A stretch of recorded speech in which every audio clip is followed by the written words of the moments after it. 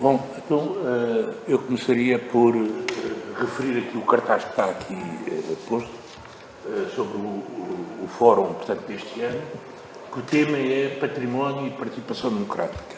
E porquê isto? O património é uma construção social. São as pessoas que criam o património.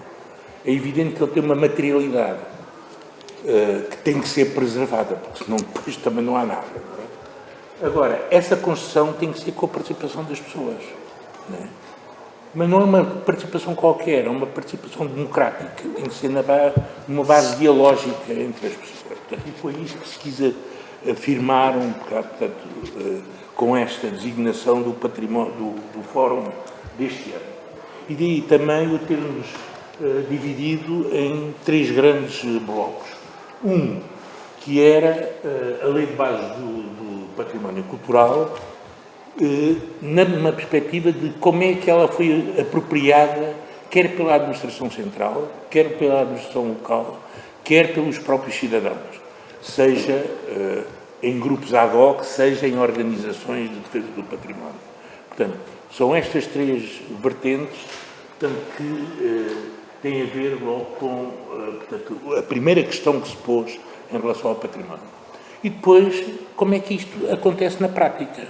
E aí há dois painéis, vai haver dois painéis, eu depois já explicito melhor, sobre as estratégias de defesa do património.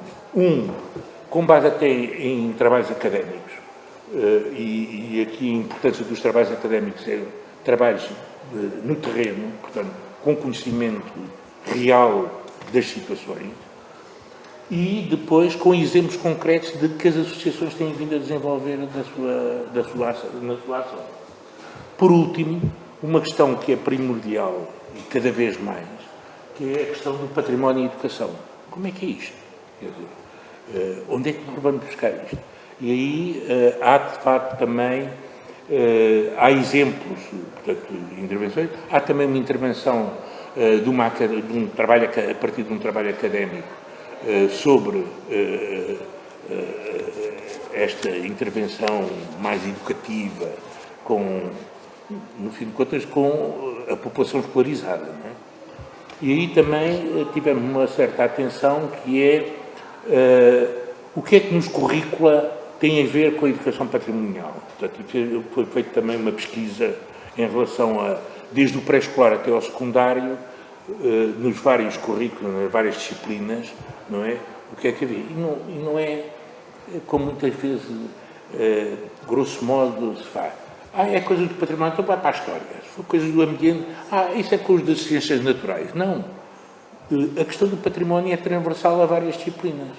É a história, é a geografia, é a antropologia, é a educação visual. Há uma série de coisas. Tivemos o cuidado de ir pesquisar as coisas, quer dizer, e portanto essa arrumação, assim, grosso modo, quer dizer, não tem sentido nenhum. Não é? Aliás, o próprio património, e pela experiência que tenho tido, é como um caleidoscópio. Não é? Depende, a gente vai rodando e depende da perspectiva de coisa. É a perspectiva, por exemplo, o engenheiro Vítor Coia é evidente que está mais interessado em questões materiais, não é? Da conservação dos próprios edifícios, das técnicas de construção, portanto, esse tipo de coisa. Os arquitetos também, portanto, mas enquadrando também na paisagem urbana, não é? Portanto, eu fui, durante 35 anos, educador de infância e sempre no direto. Tenho uma outra perspectiva, não é? É evidente, não é? O Francisco Silva, que é arqueólogo, tem outra vez. E o que é interessante é, de facto, a gente dialogar sobre estas várias perspectivas. Isso é que é interessante. E, portanto, está muito na moda este termo, uma abordagem holística.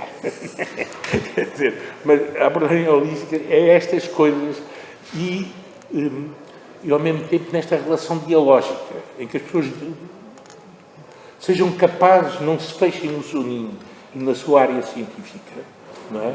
Mas que possam dialogar umas com as outras. Aliás, eu lembro de uma antiga professora minha, de uma pós-graduação que eu fiz, ela dizia-me que à medida que as pessoas se vão especializando, não vão afunilando o conhecimento. O conhecimento cada vez tem que ser mais pendular, né? E nós temos um exemplo daquele neurocientista, o António Damasio. Quer dizer, quem lê aqueles livros vê a cultura que aquele indivíduo tem, né? E tem que ser assim, não há outra maneira. Portanto, a gente não se pode fechar numa disciplina, quer dizer, tem que haver. E daí esta diversidade de abordagem. Bom, pegando, portanto, agora aqui no concreto, portanto, do fórum, portanto, ele vai ter 4 painéis. O primeiro painel é precisamente sobre a Lei de Bases do Património Cultural, balanço de 21 anos da sua aplicação, e vão ter 3 intervenções da parte da administração, que é a doutora Ana Paula Amendoeira, que é a diretora regional de Cultura do Alentejo e é vice-presidente do ICOMOS.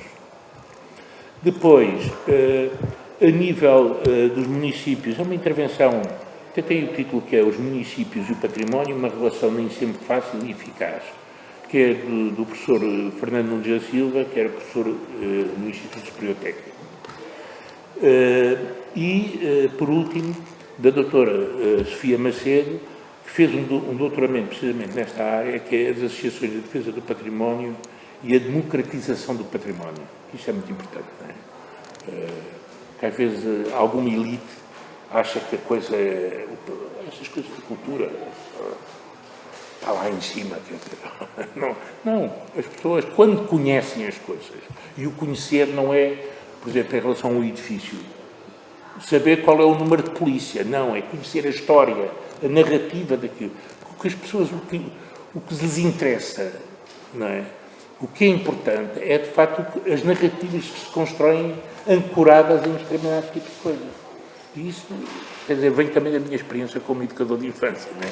Com crianças muito pequeninas já era extremamente eficaz. Vai ser moderador, portanto, deste painel, o Dr. João Pedro Cunha Ribeiro, que é também professor universitário. O segundo painel é sobre políticas de defesa do património, com 2 intervenções, que é a defesa do valor dos materiais à defesa do edificado antigo pelos municípios. Ela é arquiteta e engenheira, também tem doutoramento em engenharia, que é a Alice Tavares, de uma associação. Portanto, ela é professora da Universidade de Aveiro e pertence a uma associação que é a APRUP, que é a Associação Portuguesa para a Reabilitação Urbana e Proteção do Património. A segunda intervenção deste painel é o património cultural construído, proteção administrativa e jurisdicional. Também é importante as pessoas saberem, como se costuma dizer, com que linhas é que se cosem. E se há legislação, convém saber. Aqui vai fazer esta intervenção é o Dr. Pedro Bandeira, que é jurista, Vai ser moderador um outro Bandeira, mas não é Pedro, é Miguel, que é um doutor, que é professor universitário também. Depois, o terceiro painel, portanto, isto já vai da parte da tarde, serão os casos de defesa do património. E aqui há vários exemplos. O terceiro painel é a estratégia, não é? O terceiro painel... Não, aquilo que me mandou é só casos de defesa do património. O terceiro é aqui, não é? Políticas de defesa do património. Este é o segundo, este é o terceiro. Eu também peço desculpa, tem razão. Como é que se chama? Há aqui várias situações concretas. A primeira vem de Braga e é sistemas de abastecimento de água à cidade de Braga no século XVIII, conhecido por complexo das 7 fontes. E um outro que é uma unidade hoteleira contígua ao recolhimento das convertidas, que vai ser pela doutora Teresa Barbosa, portanto, da ASPA, que é uma associação para a defesa, estudo e divulgação do património cultural e ambiental, portanto, de Braga. Aqui é uma intervenção, sobretudo, principalmente o segundo caso que esta doutora vai apresentar, porque, de facto, aquilo que acontece é que há uma turistização do património. Não é? Portanto, e aqui junta a coisa, como é que se chama, a um elemento do património, quer dizer, ali a 5 metros ou o que é, um hotel com uma altitude enorme, de 5 estrelas, e como, mas cria emprego, cria não sei o quê, e então para a frente é que é caminho. É assim que as coisas são abordadas. O segundo caso é a Cidadela de Estremoz e a Casa do Alcaide Mor do Castelo, que vai ser pela arquiteta Margarida Val e pelo o engenheiro Vítor Coias. Aqui a arquiteta Margarida Val, como representante também da associação APAC, que é a Associação Portuguesa de Amigos de Castelos, e o engenheiro Vítor Coias do Cicorpa, do Grêmio do Património. Depois, uma outra terceira intervenção, que é do Dr. Francisco Silva, aqui está, palmas, que é sobre a Carta do Património Cultural do Conselho de Almada, uma experiência de inventário. E isto foi uma coisa que nós, ao longo das reuniões de preparação deste fórum, temos discutido muito. Já dizia o Salazar, aquilo que não se conhece não existe. E, portanto, a questão do inventário é fundamental. Portanto, e isso é um trabalho importantíssimo. Não é? Não só para as pessoas, a população, a comunidade, conhecer aquilo que tem. Não é? Eu lembro, por exemplo, quando nós fizemos uma campanha contra a venda da Casa do Alcaide Mor em Estremoz, pessoas de lá, extremocenses, eu não sou de Estremoz, moro em Estremoz há uma quantidade de anos, há uma remessa de anos, como diz o Alexandre, mas eu sou alfacinha de gema, que troquei a cidade, que isto é para grande confusão, já há 30 e tal anos, e fui para a província, para o Alentejo. Eu lembro que a gente falava na Casa do Alcaide, mas o que é isso? Onde é que isso fica? Vamos ver. E pessoas nascidas e criadas em Estremoz não sabiam. É mais cerveja. Portanto, às vezes a gente tem uma ilusão de que as pessoas conhecem, as coisas não conhecem. Né? Quer dizer, isso às vezes é preciso ir começar a, como se costuma dizer, esgravatar para ver se de facto as pessoas conhecem ou não. Portanto, isto é um trabalho importantíssimo. Portanto, depois, como é que chama, e a Almada também está sobre pressão muito grande, não só porque é uma zona também de praia e de turismo, não sei o quê, mas também com a pressão das pessoas que foram expulsas de Lisboa, né? Com os alojamentos locais e não sei o quê, e estão a ir a migrar para o lado, para a margem sul do Tejo. Depois, uma última intervenção neste painel, que é Turismo e Salvaguarda do Património, que é para a Adriana Jones, da Associação da Defesa do Património de Sintra. Isso, então, é um descalabro. Está a ser um descalabro e uma destruição completa daquilo. Quer dizer, ela falou-me, por exemplo, e o Presidente da Câmara fica muito satisfeito. Quer dizer, 7.000 visitantes no Castelo, no Palácio da Pena por dia. 7.000. Quer dizer, com transpiração e não sei o quê, qualquer dia, estuques e coisas do género, está tudo arrebentado. Hã? É mais 50 anos e quer dizer, e o Presidente da Câmara fica contentíssimo, bem a gente, coisas como é. Não, mas atenção, porque de facto estas coisas são muito complicadas. Uma pessoa que eu conheço dizia coisa como isto do património e do turismo pode-se casar, mas é com separação de bens. Porque senão, quer dizer, o património fica arrumado. A este terceiro painel, o moderador vai ser o professor Fernando Nunes da Silva, que vai intervir no primeiro, e é interveniente no primeiro também. O quarto painel é Património e Educação e estão 5 intervenções. Educação patrimonial no território, o contributo de Centro Arqueológico de Almada, pela doutora Elizabeth Gonçalves, que aqui é uma intervenção mais profunda até, mas com base em conhecimento real, porque tem a ver com a tese mestrado dela, não é? Portanto, é um trabalho académico, portanto, com rigor em termos de metodologia, de recolha de informação, não sei o que normalmente estes trabalhos têm. A segunda intervenção é a escola e a recuperação do Forte Santa Luzia, em Elvas. Não sei se sabem, Elvas tem 2 fortes. O primeiro a ser construído, que estava num monte, que chamam Padrasto, que é daquele monte, na altura da Guerra da Restauração, as armas de fogo que havia já podiam bombardear Elvas, e então teve que ser ocupada com um forte, que é o Forte Santa Luzia, que é um forte mais pequeno. Mais tarde, portanto, e já a finais do século XVIII, em século XVIII, é construído o Forte da Graça, grande forte, que as armas de fogo evoluíram, tinham muito maior alcance, e então aquele monte teve que ser ocupado porque o inimigo dali podia bombardear a cidade. Mas o caso que se põe aqui é o Forte Santa Luzia, e foi a partir de uma intervenção dos alunos da escola, de uma das escolas de Elvas, que fizeram pressão para a Câmara recuperar, portanto, este forte. Portanto, vai ser pelo Dr. Jacinto César, da Associação AIAR, que é a Associação de Desenvolvimento pela Cultura de Elvas. Depois, uma outra intervenção, que é a terceira, parceria para a formação, a experiência do CEART, que é o CEART é Centro de Formação Profissional para o Artesanato e o Património, e vai ser feito pelo Dr. Luís Rocha.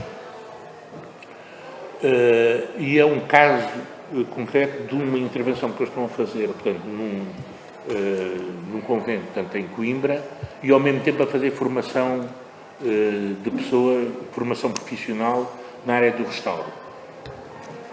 Depois, a quarta intervenção é Património e Voluntariado, Teresa Nova, da Associação Mundo e Património, e, por último, a Ciência e os Recursos Naturais na Partilha do Conhecimento, pelo Dr. Carlos Filipe, que é doutorando, que é do CECHAP, que é Centro de Estudos de Cultura, História, Arte e Património, tem a sede em Vila Viçosa, e tem feito uma série de coisas, como é que se chama, de intervenções e de trabalhos. Aliás, ele hoje não pôde estar aqui, portanto, porque estava no lançamento de 2 livros sobre a história do mármore, que é um projeto, portanto, que eles têm desenvolvido, portanto, esta associação.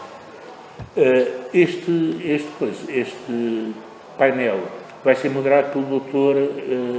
Manuel Sarmento, que é professor universitário na Universidade do Minho. Por último, e isto são, portanto, como o engenheiro Vítor Coia referiu, portanto, o fórum é, sobretudo, para as organizações de defesa do património e seus representantes, mas há uma sessão pública a partir das 5h30, das 17h30, para a apresentação de conclusões. Portanto, achámos que, se é feito em Extremor, mal ficaria que os anfitriões também não pudessem, quer dizer, pelo menos ouvir alguma coisa do que é que se passou durante o dia, não é? E então, portanto, achou-se por bem portanto, fazer uma sessão pública para a apresentação das conclusões. Há um aspecto que também é interessante e de algum modo é inovador, portanto, neste fórum, que é solicitarmos às organizações que trouxessem materiais que têm produzido ao longo da sua ação, que têm vindo a desenvolver, não é? E isto porquê? Porque, quer dizer, está-se aqui muito também naquela coisa, tudo é digital, mas a gente não precisa de apalpar nas coisas, mexer, quer dizer, como a gente mexe aqui no papel, isso é fundamental, quer dizer, até o cheirar as coisas. Quer dizer, o conhecimento são estas coisas todas, são estes fatores todos, não é só carregar num botão e estar a ver no monitor as coisas, não é? Quer dizer, e isto era importante, até porque, como vocês devem saber, os fóruns têm sempre aquelas pausas. É o café à meia da manhã, à meia da tarde, o almoço e não sei o quê. E muitas vezes este tipo de coisas, de material, serve de âncora para as pessoas trocarem impressões, não é? Experiências, inclusivamente, por exemplo, que não foram abordadas nos painéis, não é?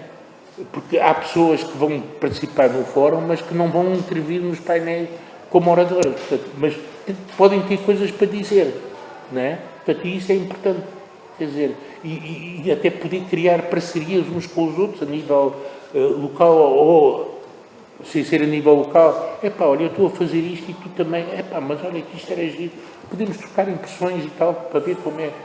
E essa dinâmica eu acho que é fundamental, e aí nós, daí o fazemos esta, é uma experiência, vamos a ver se resulta ou não, que é fazer uma exposição com os materiais que as pessoas levarem, não é? Portanto, há mesas, há uns placares que podem querer levar a cartazes, enfim, isto está ao critério de cada um, não é?